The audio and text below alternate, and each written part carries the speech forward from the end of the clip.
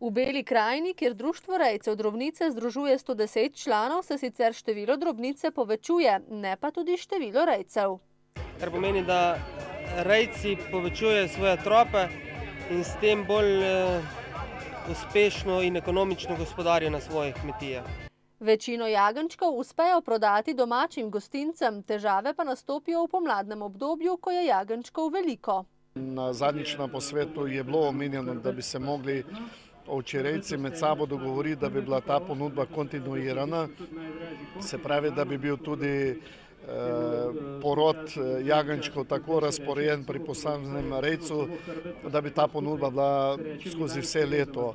Rejci ovac in koz, zbrani na tradicionalni 18. razstavi drobnice v Semiču, pa menijo, da morajo pristopiti k drugačnemu načinu trženja.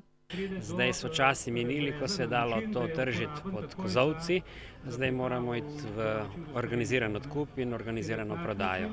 Za čuda naše lokalne klavnice, ki jih imamo skoraj toliko kot cela Slovenija skupaj, zato ne kažejo absolutno nikakršnega interesa. Imamo pa tudi velike prireditve v Beli krajini, kjer se speče veliko jagnjet, ampak ta podjetja, ki se s tem ukvarjajo, ne kupujejo belokranjskih jagnjet, ampak te jagnjeta, se pravi surovino vozijo, bodisi iz Gorenjske, Primorske ali pa tujine.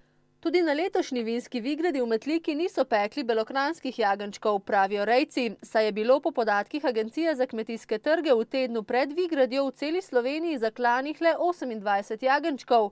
Na Vigradi pa so jih spekli nekaj 100, kar pomeni, da so se na ražnju vrteli jagenjčki iz uvoza, najverjetneje iz Romunije, kjer so cene najnižje, sklepajo belokranjski rejci ovac.